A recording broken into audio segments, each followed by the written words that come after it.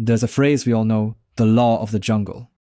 It conjures images of a brutal, competitive world where might makes right, and where the strong dominate the weak. We use this phrase at cynical moments when we doubt human goodness. It reveals an uncomfortable truth. At our core, humans are naturally inclined toward hierarchy and domination by the powerful. There are many chapters in human history that appear to support this claim. Humans share a common ancestor with the hierarchically organized African great apes, and humans themselves live in hierarchical societies for thousands of years, from chiefdoms, monarchies, to modern nation-states. It's easy to conclude that domination is simply in our genes, that the law of the jungle is humanity's default setting. However, anthropological studies today show that the opposite might be true.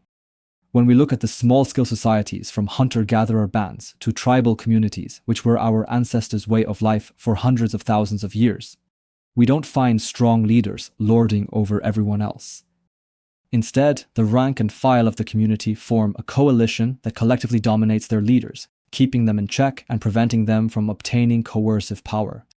Since many of these communities literally live in jungles today, it seems that the real law of the jungle is not domination by the strong, but rather the opposite.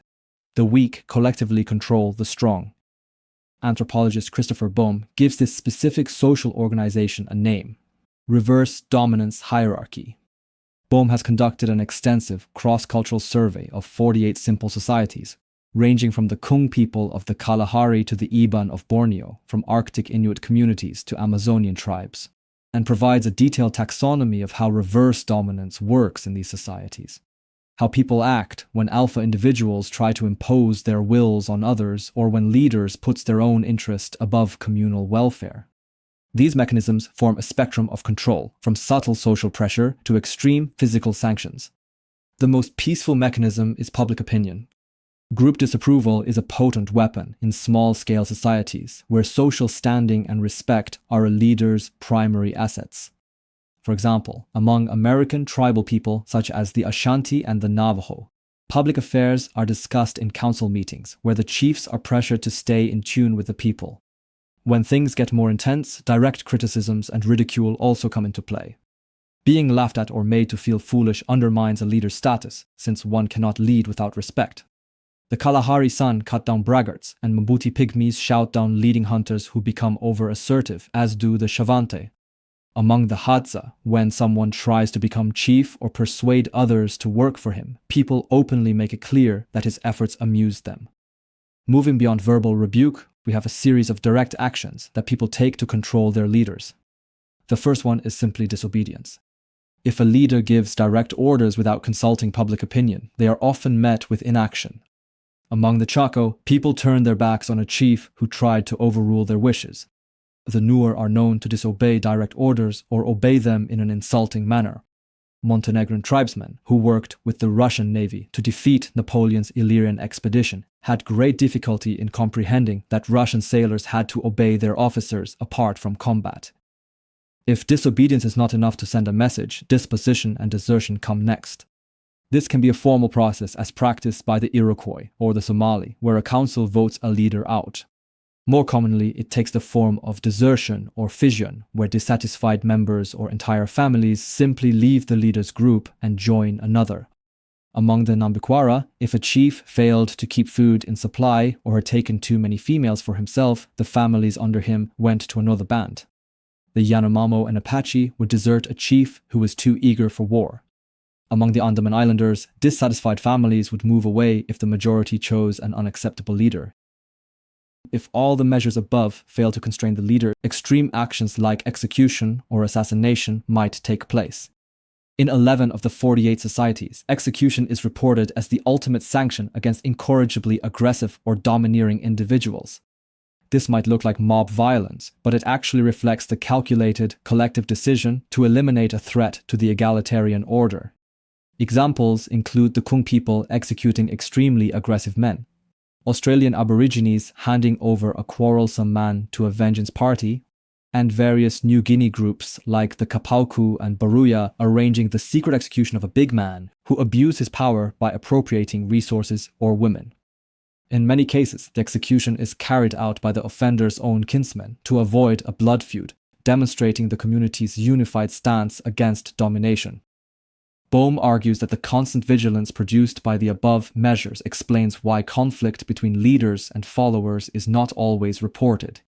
In many cases, the reverse dominance hierarchy operates so effectively that it becomes routinized.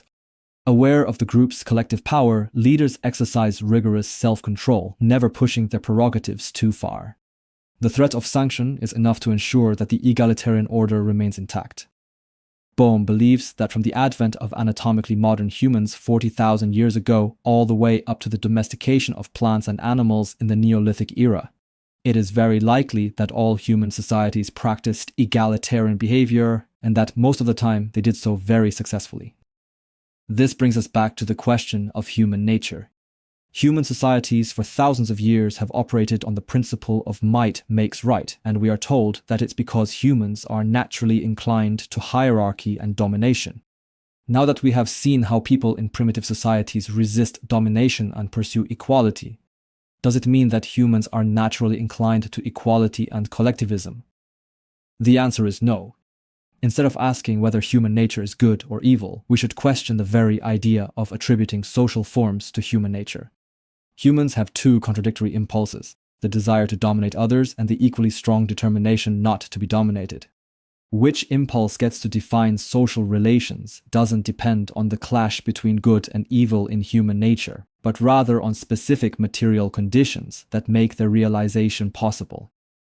The question we should be asking is, why is reverse dominance hierarchy so common in primitive, simple societies like hunter-gatherer bands, and why it become rare in agricultural and industrial societies? What material conditions enabled collective resistance to domination in early human societies, and what changed after the agricultural revolution so that some individuals can now consolidate enough power to overcome collective resistance? For instance, in nomadic hunter-gatherer bands, people have no long-term fixed assets. Everything they own, bows, arrows, and digging sticks, they can carry with them. So if some powerful individual tries to rule over them, people can just move away. On the contrary, when a community of farmers come across a powerful invader, they often fall under despotic rule. Because farmers are tied to their land, they can't sustain themselves if they run away from their fields. This is just one example. We will be looking into the question of material conditions more thoroughly in the upcoming videos. Thank you for watching. If you get this far, I would really appreciate if you could give me a like or subscribe to my channel. It would help a lot. Have a good day. I will see you next time.